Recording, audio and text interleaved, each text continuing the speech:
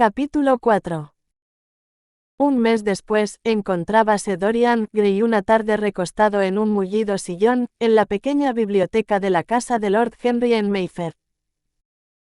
Habitación exquisita en su género, con su zócalo alto de roble ahumado, friso de color crema y techo con molduras de estuco, y la alfombra de fieltro color ladrillo, sembrada de sedosos tapices de Persia de largos flecos. Sobre una preciosa mesita de palo aloe se levantaba una estatuilla de Clodion, y junto a ella un ejemplar de Les Cent Nouvelles, encuadernado para Margarita de Valois por Clovis Eve, y salpicado de aquellas margaritas de oro que la reina eligiera para divisa suya. Unos cuantos tibores de porcelana azul y algunos abigarrados tulipanes adornaban la chimenea. A través de los vidrios emplomados de la ventana entraba la luz color de albérchigo de un día de estío londinense. Lord Henry aún no había vuelto. Siempre llegaba tarde, por principio, declarando que la puntualidad es el ladrón del tiempo. No era, pues, extraño que Dorian pareciese bastante aburrido, mientras con dedos distraídos hojeaba una edición minuciosamente ilustrada de Manon Lescaut que había encontrado en uno de los estantes. El tic-tac acompasado y monótono del reloj Luis XIV le enervaba. Una o dos veces había estado ya a punto de irse. Al fin oyó pacos fuera, y abrióse la puerta. «¿Qué horas de venir, Harry?», murmuró. «Temo que no sea Harry, Mr. Gray», contestó una voz aguda. Volviéndose vivamente, Dorian se puso en pie. «Perdón, creí. Creyó usted que era mi marido. No es más que su mujer. Tiene usted que permitir que me presente a mí misma. Yo te conozco a usted perfectamente por sus fotografías. Creo que mi marido tiene unas 17. No, 17 no, Lady Henry. Bueno, pues serán 18. Además, le vi a usted la otra noche con él en la ópera». Reía nerviosamente al hablar, mirándole con sus ojos vagos de miosotis. Era una mujer singular, cuyos trajes parecían siempre ideados en un acceso de rabia y puestos en una tempestad. Siempre estaba enamorada de alguien y, como nunca era correspondida, había conservado todas sus ilusiones. Trataba de parecer pintoresca, y no conseguía más que ser desaliñada. Se llamaba Victoria y tenía la invencible manía de ir a la iglesia. ¿Fue en Lohengrin, Lady Henry? No. Sí, fue en ese querido Lohengrin. Me gusta la música de Wagner más que ninguna. Mete tanto ruido, que se puede estar hablando todo el tiempo sin que nadie se entere. Eso es una gran ventaja, ¿no cree usted lo mismo, Mr. Gray?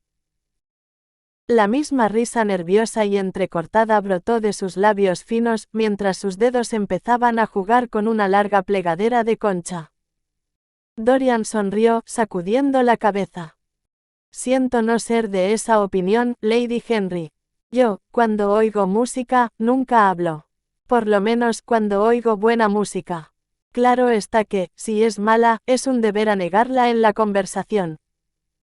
«Ah, esa idea me parece que es de Harry, ¿no es cierto, Mr. Gray?» «Siempre me entero de las ideas de Harry por sus amigos. Es el único medio que tengo de conocerlas. Pero no vaya usted a figurarse que a mí no me gusta la buena música. La adoro, pero me da miedo. Me vuelve demasiado romántica. He tenido una verdadera pasión por los pianistas. En ocasiones por dos a la vez, al decir de Harry. No sé qué es lo que tienen. Quizá el ser extranjeros. Todos lo son, ¿verdad? Hasta los que han nacido en Inglaterra se vuelven extranjeros al poco tiempo, ¿no es cierto? ¡Qué inteligentes! Además, es un homenaje al arte. Así acaban de hacerlo cosmopolita, ¿verdad? Usted nunca ha venido a mis reuniones, ¿no es cierto, Mr. Gray? Tiene usted que venir. Yo no puedo permitirme el lujo de tener orquídeas, pero no reparo en gastos tratándose de extranjeros. Adornan tanto los salones. Pero, aquí está Harry. Harry, vente a preguntarte una cosa, ya no sé cuál, y he encontrado aquí a Mr. Gray. Hemos tenido una conversación muy interesante sobre música. Tenemos en absoluto las mismas ideas. Aunque, no, me parece que nuestras ideas son completamente opuestas. Pero ha estado divertidísimo. Me alegro mucho de haberle conocido. Y yo encantado, amor mío, dijo Lord Henry, arqueando sus cejas negras y contemplando a ambos con sonrisa jovial. Desolado de la tardanza, Dorian. Fui en busca de una pieza de brocado antiguo a la calle de Wardour, y he tenido que regatear hora tras hora. Hoy, la gente sabe el precio de todo y el valor de nada. Tengo que irme, exclamó Lady Henry, rompiendo un silencio embarazoso con su risa intempestiva. He prometido a la duquesa ir de paseo con ella. Adiós, Mr. Grey.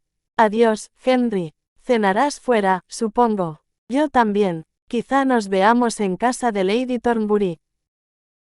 Así lo espero, querida, dijo Lord Henry, cerrando la puerta tras ella, que, semejante a un ave del paraíso que hubiera pasado toda la noche a la lluvia, escapó de la habitación dejando tras sí un tenue olor a franchipán.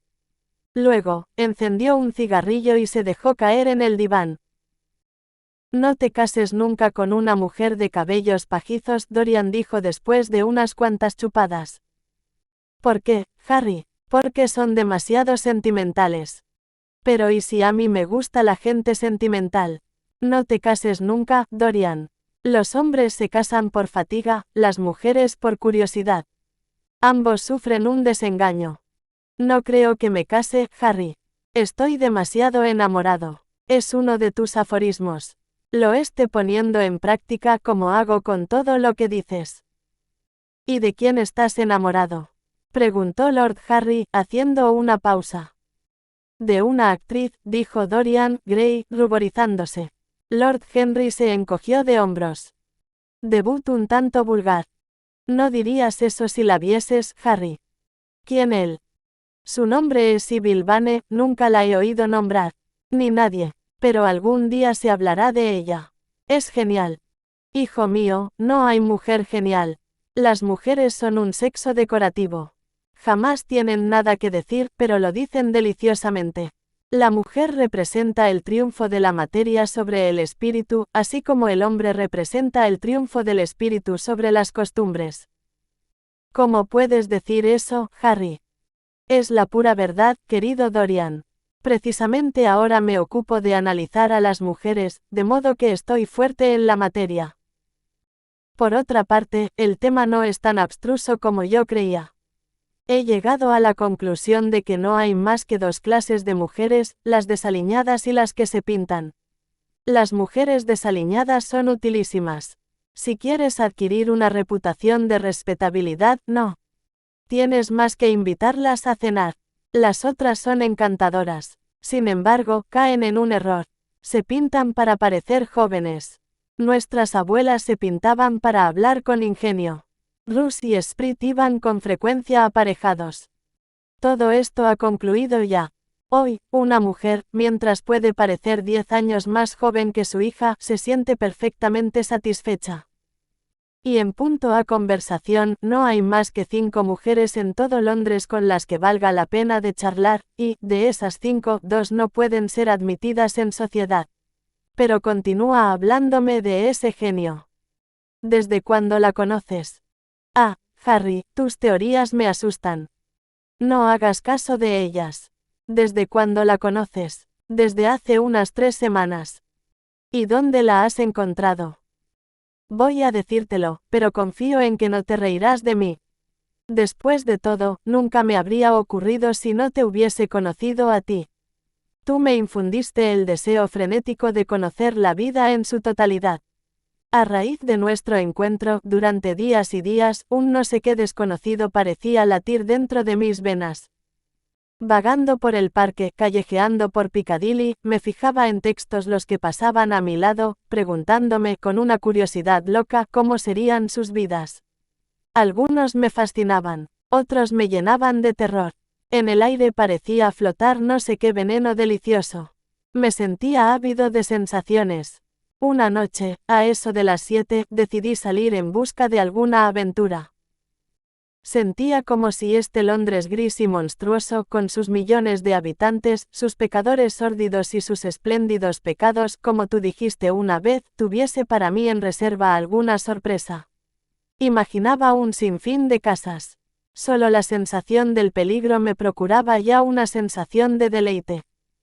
Recordaba texto lo que me dijiste aquella noche maravillosa en que cenamos juntos por vez primera, sobre la persecución de la belleza, que es el verdadero secreto de la vida.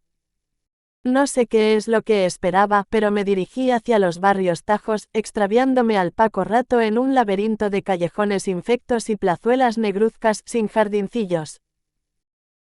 Las 8:30 serían cuando acerté a pasar por delante de un absurdo teatrucho, alumbrado profusamente con grandes mecheros de gas y cubierto de carteles llamativos. Un repugnante judío, con el chaleco más sorprendente que he visto en mi vida, estaba en pie a la entrada, fumando una tagarnina. Por debajo del sombrero le asomaban unos rizos aceitosos y un enorme diamante fulguraba en la pechera de su camisa mugrienta. Un palco, milord, dijo al verme, descubriéndose con un ademán magnífico de servilismo. Había algo en él, Harry, que me hacía gracia. Era un verdadero monstruo. Ya sé que te reirás de mí, pero el caso es que entré, después de pagar una guinea por el proscenio. Todavía no he conseguido explicarme por qué lo hice, y, no obstante, querido Harry, si no lo hubiese hecho, habría perdido la más hermosa novela de mi vida. ¿Ves? Ya te estás riendo. Encuentro eso muy feo. No me río, Dorian, por lo menos, no me río de ti. Pero no deberías decir la novela más hermosa de tu vida. Di, más bien, la primera novela de tu vida. Tú siempre serás amado, y siempre estarás enamorado del amor. Una gran pasión es el privilegio de la gente que no tiene nada que hacer. Es lo único para que sirven las clases desocupadas de un país. Puedes estar tranquilo. Te esperan una porción de goces exquisitos. Esto no es más que el comienzo. ¿Tan superficial me crees?, exclamó Dorian Gray, resentido. No, por lo mismo que te creo profundo. ¿Qué quieres decir, entonces? Hijo mío, los que no aman más que una vez en su vida son los verdaderamente superficiales. Lo que llaman su lealtad y su constancia, yo lo llamo el letargo de la costumbre o su falta de imaginación. La fidelidad es a la vida sentimental lo que la consecuencia en las ideas es a la vida intelectual, simplemente una confesión de impotencia. La fidelidad, algún día la analizaré. La pasión del propietario se esconde en ella. ¿Cuántas cosas arrojaríamos si no temiésemos que otros pudieran recogerlas? Pero no quiero interrumpirte. Continúa tu historia. Bueno, pues me encontré sentado en un horroroso palquito interior, frente a un telón corrido, vulgarísimo. Me dediqué a examinar la sala. Era un verdadero horror, con un decorado de lo más charro, todos cupidos y cornucopias como una tarta de bodas de tercer orden. En la galería y en el patio había bastante gente, pero las 2 tilas de butacas mugrientas estaban totalmente vacías y apenas había un alma en lo que supongo llamarían butacas de balcón. Por en medio del público circulaban vendedoras de naranjas y cerveza de jengibre y se hacía un consumo de nueces fenomenal. Nada, como en los días gloriosos de drama inglés. Por completo, supongo. Y te aseguro que era un espectáculo poco grato. Empezaba ya a preguntarme qué resolución tomar cuando me fijé en el programa. ¿Qué obra crees que daban, Harry? Supongo que El niño idiota, o mudo pero inocente. Nuestros padres eran bastante aficionados a este género de obras. A medida que vivo, Dorian, comprendo más agudamente que lo que satisfacía a nuestros padres no puede ya satisfacernos a nosotros. En arte, como en política, les grands-pères sont toujours torts. La obra también podía satisfacernos a nosotros, Harry. Era Romeo y Julieta. Debo confesar que la idea de ver representar Shakespeare en un chamizo semejante no me hacía mucha gracia. Sin embargo, en cierto modo, me sentí intrigado. Por si acaso, decidí aguardar al primer acto. Había una endiablada orquesta, dirigida por un joven hebreo que tocaba un piano desvencijado, y que estuvo a punto de ponerme en fuga, pero, al fin, se levantó el telón y empezó la obra. Romeo era un galán corpulento y entrado en años, de cejas tiznadas con corcho quemado, una voz catarrosa de tragedia y el aspecto general de un tonel de cerveza. Mercutio era por el estilo de malo, uno de esos cómicos de baja estofa que meten morcillas y están en los mejores términos con la galería. Ambos eran tan grotescos como el decorado y parecían recién salidos de una barraca de feria. Pero Julieta, en cambio. Imagínate, Harry, una muchacha de apenas 17 años con una carita en flor, una cabecita griega con rodetes trenzados de cabello castaño, ojos como pozos morados de pasión, labios como pétalos de rosa. Era la cosa más bonita que había visto en mi vida. Tú me dijiste una vez que lo patético te dejaba insensible, pero que la belleza, la simple belleza, podía arrasarte los ojos en lágrimas. Pues bien, Harry, te aseguro que las lágrimas empañaron de tal modo los míos que apenas podía verla. Y su voz. Jamás he oído una voz semejante. Al principio era muy queda, con notas profundas y melodiosas que parecían caer una a una en el oído.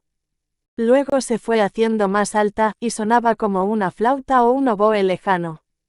En la escena del jardín tuvo todo el éxtasis trémulo que se oye poco antes del alba cuando los ruiseñores están cantando. Hubo momentos, poco después, en que tuvo la pasión ardorosa del violín. Tú sabes lo que una voz puede conmovernos.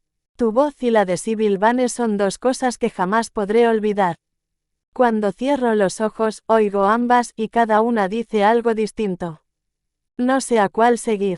¿Por qué no voy a querer a Sybil Vane? Sí, Harry, la quiero. Es todo para mí en la vida. Noche tras noche voy a verla representar. Una noche es Rosalinda y a la siguiente es Imogenia. La he visto morir en las tinieblas de una tumba italiana, libando el veneno de labios de su amante. He seguido sus pasos por la selva de las Ardenas, disfrazada de mancebo, en jubón y calzas, tocada con un lindo birrete. Ha estado loca, y ha ido a presencia de un rey culpable, y le ha dado un manojo de ruda y otras hierbas amargas. Era inocente, y las negras manos de los celos han estrujado su garganta, frágil como un junco. Yo la he visto en todas las épocas y en todos los trajes. Las mujeres corrientes no excitan nuestra imaginación. Se ven limitadas a su propio siglo. No hay hechizo ni encantamiento que las transfigure. Se conoce su alma tan fácilmente como sus sombreros. Se puede penetrar en ellas de continuo. No hay misterio alguno en ellas. Pasean en coche por el parque de mañana y cotorrean por las tardes en los tés. Tienen sonrisas estereotipadas y van siempre a la moda. Son vacías, completamente vacías y transparentes. En cambio, una actriz. ¿Qué diferencia de una actriz? Harry, ¿cómo no me has dicho nunca que las únicas criaturas dignas de ser amadas son las actrices? Pues porque he querido a un porción de ellas, Dorian. Sí, mujeres horribles, con el pelo teñido y la cara pintada. No hables mal del pelo teñido y las caras pintadas. A veces, tienen un encanto extraordinario, dijo Lord Henry. Siento ya haberte hablado de Sybil Vane. No habrías podido dejar de hacerlo, Dorian. Toda la vida tendrás ya que contarme cuanto hagas. Sí, Harry, tal creo. No puedo dejar de contártelo todo. Tienes sobre mí un extraño influjo. Si alguna vez cometiese un crimen, ten por seguro que iría a confesártelo. Tú me comprenderías. Los hombres como tú, rayos de sol caprichosos de la vida, nunca cometen crímenes. Pero no importa, de todos modos, te quedo muy agradecido por la gentileza. Y ahora, dime, alcánzame las cerillas, sé buen chico, gracias. ¿En qué estado se encuentran actualmente tus relaciones con Sybil Vane? Dorian Gray se puso en pie, con las mejillas cubiertas de rubor y los ojos ardiendo. Harry, Sybil Vane es sagrada. Solo las cosas sagradas valen la pena de ser conseguidas, Dorian, dijo Lord Henry con una extraña sombra de ternura en la voz. Pero ¿a qué molestarte? Supongo que algún día, tarde o temprano, será tuya. Cuando se está enamorado, siempre comienza uno por engañarse a sí propio y siempre acaba por engañar a los demás. Esto es lo que el mundo llama una novela. Bueno, supongo que, por lo menos, la conocerás. Claro que la conozco. La primera noche que fui al teatro, el horrible judío vino a rondar el palco, al final de la representación, y me ofreció llevarme al escenario y presentarme a ella. Yo me puse furioso, y le dije que Julieta había muerto hacía cientos de años y que su cuerpo descansaba en una tumba de mármol en Verona. Comprendí, por su mirada de estupefacción, que pensaba que yo había bebido demasiado champán, o algo por el estilo. No me extraña. Entonces me preguntó si yo escribía en algún periódico. Le contesté que ni siquiera los leía, cosa que pareció producirle una terrible decepción. Luego me confesó que todos los críticos dramáticos se habían conjurado contra él, y que todos ellos eran gentes venales que no querían más que ser comprados. No me sorprendería que tuviese razón. Pero, por otra parte, a juzgar por las apariencias, no deben ser muy caros que digamos. Sí, pero sin duda él creía que no estaban a su alcance, dijo Dorian, riendo. Mientras tanto, habían ido apagando las luces y tuve que marcharme. Quiso, entonces, hacerme probar unos cigarros que me recomendó con grandes elogios, pero decliné la invitación. A la noche siguiente, como puedes suponer, volví al teatro. En cuanto me vio me hizo una profunda reverencia y me aseguró que yo era un generoso protector del arte. Es una bestia completa, a pesar de su extraordinaria pasión por Shakespeare. Una vez me dijo, con orgullo, que sus 5 bancarrotas se debían por completo al bardo, como él se empeña en llamarle. Sin duda considera esto como un título de gloria. Y lo es, mi querido Dorian, un gran título de gloria. La mayoría de los que hacen bancarrota es por haber interesado demasiado dinero en la prosa de la vida. Haberse arruinado por amor a la poesía es un honor.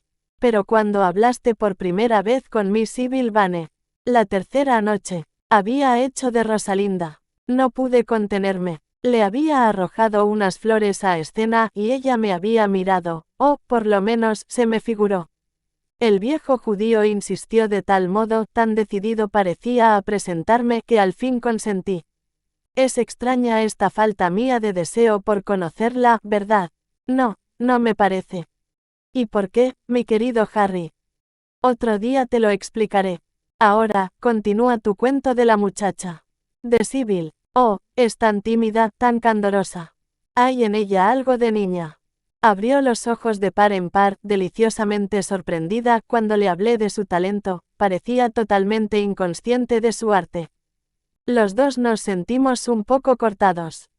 El judío estaba en pie a la puerta del polvoriento saloncillo, hilvanando complicados discursos a cuenta nuestra, mientras nosotros continuábamos mirándonos uno a otro como chiquillos. Como el judío se empeñaba en llamarme milord, tuve que asegurar a Sibyl que no era lord ni mucho menos. Ella me contestó con toda ingenuidad, más bien parece usted un príncipe, el príncipe de los cuentos de hadas. Caramba, Dorian, sabes que Miss Sibyl es experta en piropos. ¿No la has entendido, Harry?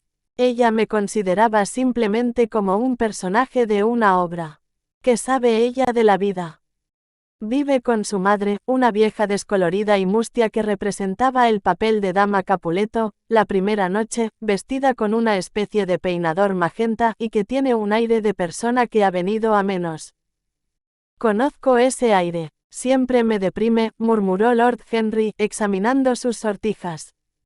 El judío quiso contarme su historia, pero le declaré que no me interesaba. Hiciste bien. Siempre hay algo mezquino en las tragedias de los demás. Sibyl es la única que me interesa. ¿Qué me importa su origen? Desde su cabecita hasta sus piececitos, toda ella es divina, absolutamente divina. Todas las noches voy a verla representar, y cada noche es más maravillosa. Ah, esa es la razón, sin duda, de por qué ahora no cenas nunca conmigo. Supuse que tendrías alguna aventura singular entre manos. Y la tienes, pero no es completamente lo que yo esperaba. Pero, querido Harry, si todos los días comemos o cenamos juntos y he ido contigo a la ópera una porción de veces. Exclamó Dorian, abriendo de par en par sus ojos azules. Siempre llegas con un retraso tremendo. Sí, es cierto, pero no puedo dejar de ver a Sibyl, ni siquiera en un solo acto. Tengo hambre de su presencia, y cuando pienso en el alma maravillosa que se esconde en aquel cuerpecito de marfil, me siento lleno de temor. Y esta noche, puedes cenar conmigo, Dorian. Esta noche es Imogenia, repuso, meneando la cabeza. Y mañana será Julieta. ¿Y cuándo es Sibyl Vane? Nunca. Te felicito. Qué malo eres. Ella es todas las grandes heroínas del mundo en una sola persona. Es más que un ser individual.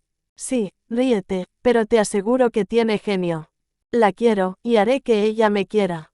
Tú, que sabes todos los secretos de la vida, dime cómo conseguir que Sibyl Vane me quiera. Tengo que dar celos a Romeo. Quiero que los amantes muertos de este mundo oigan nuestra risa y se entristezcan. Quiero que un soplo de nuestra pasión vuelva la conciencia a sus cenizas y las despierte nuevamente al dolor. Dios mío, cómo la adoro, Harry. Tascaba de un lado a otro por la habitación mientras hablaba. 2 rosetones de fiebre quemaban sus mejillas. Se sentía terriblemente sobreexcitado. Lord Henry le contemplaba con un vago sentimiento de placer. Cuán diferente ahora de aquel muchacho tímido, asustadizo que había conocido en el estudio de Hallward. Su naturaleza se había desarrollado como una planta, había florecido en llores de púrpura y de fuego.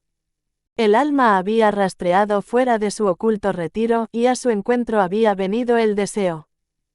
¿Y qué piensas hacer?, preguntó, al fin, Lord Henry. Quiero que tú y Basil vengáis una de estas noches a verla trabajar. No tengo el más mínimo temor del resultado. Estoy seguro de que los dos os daréis cuenta de su genio. Luego, procederemos a arrancarla de las garras del judío.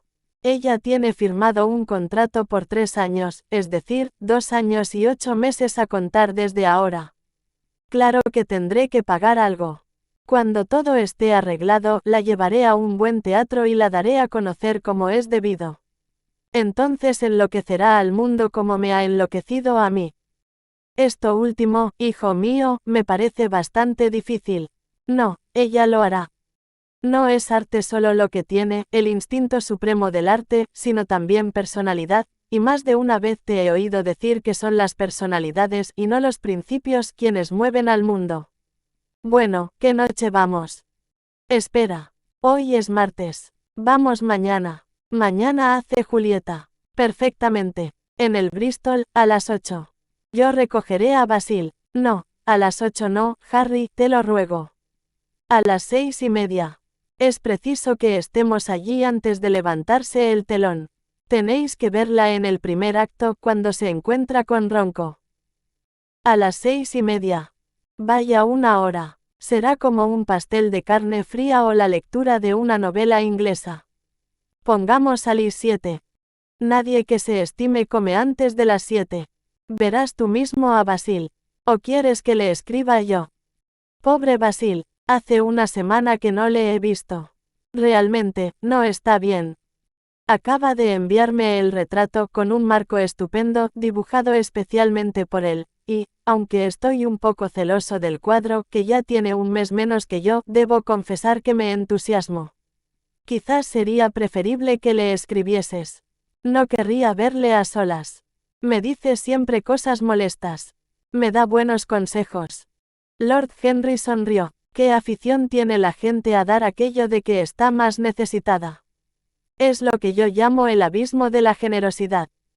Oh, Basil es el mejor de los hombres, pero me parece un poquitín filisteo. Desde que te conozco, Harry, he llegado a este descubrimiento. Hijo mío, Basil pone todo lo mejor de él en su obra. El resultado es que no le quedan para la vida más que sus prejuicios, sus principios y su sentido común. Los únicos artistas personalmente encantadores que he conocido son malos artistas.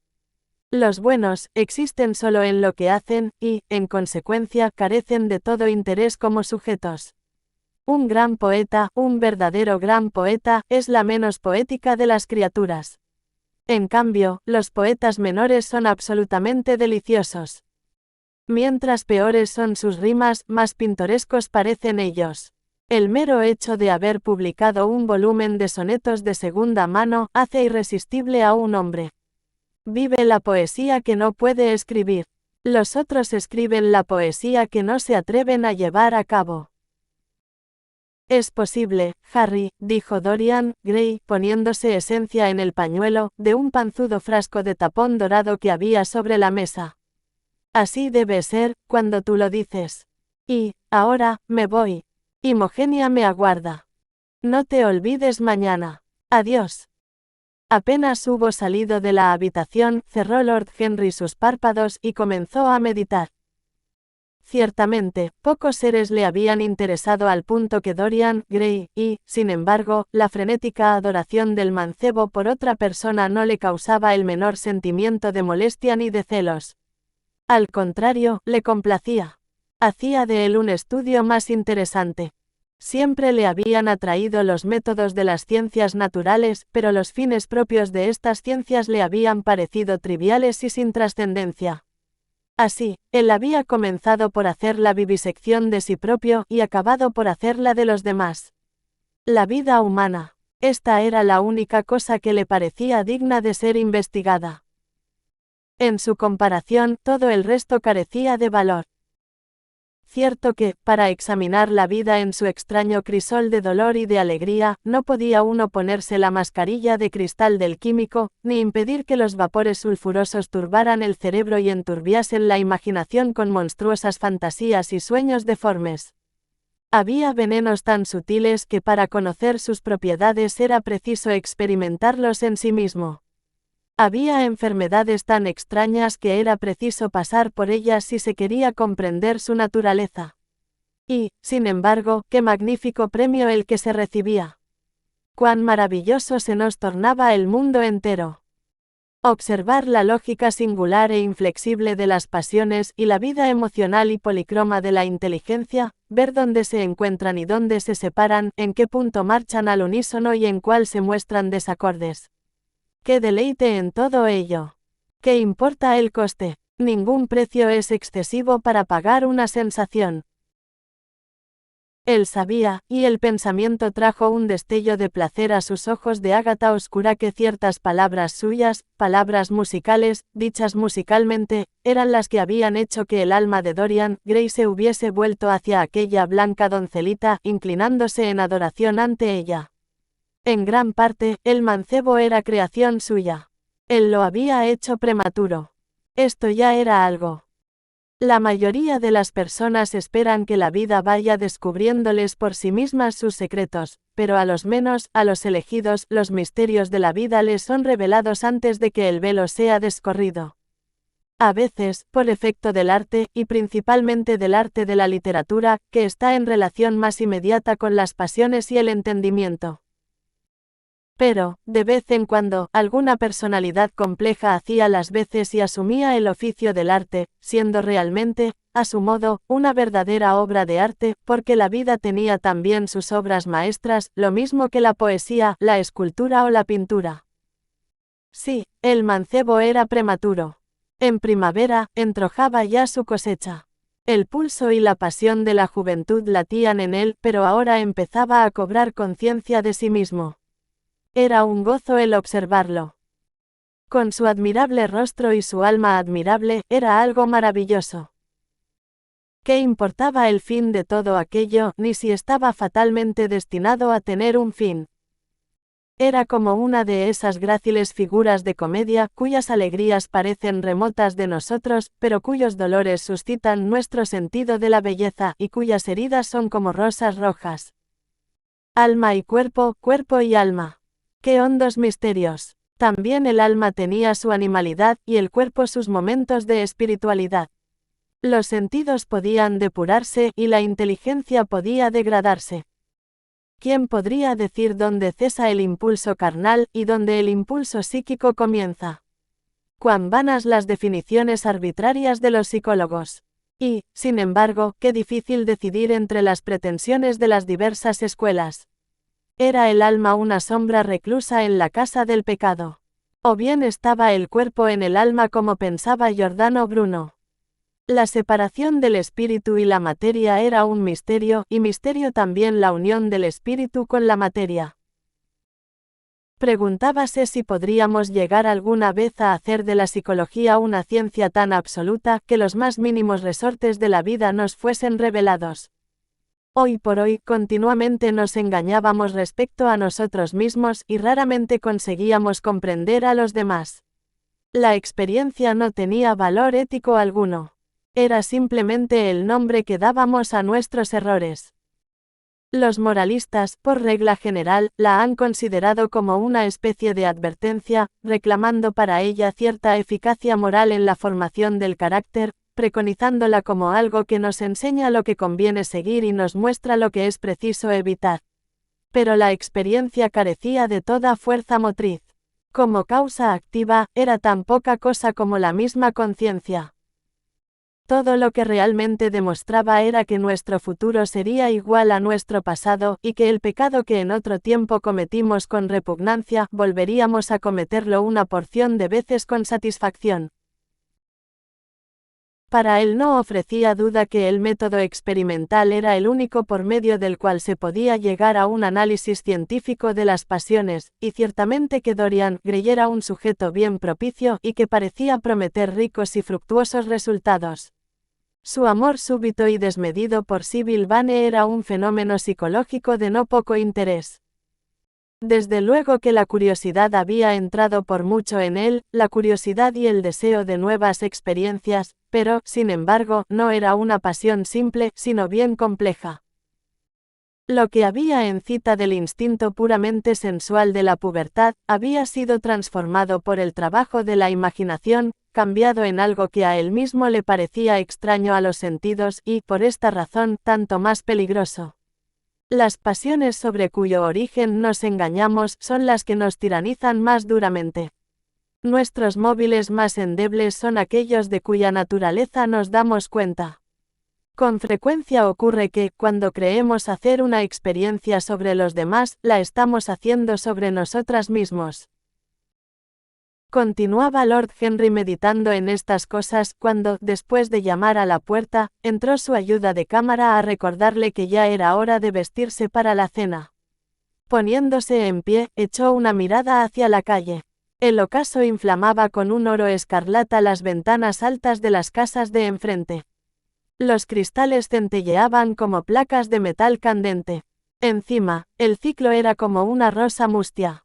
Pensó en la llameante juventud de su amigo y en cómo acabaría todo aquello. Al volver a su casa, a eso de las 12:30, vio sobre la mesa del vestíbulo un telegrama. Lo abrió, era de Dorian Gray, para decirle que había dado palabra de casamiento a Sybil Vane.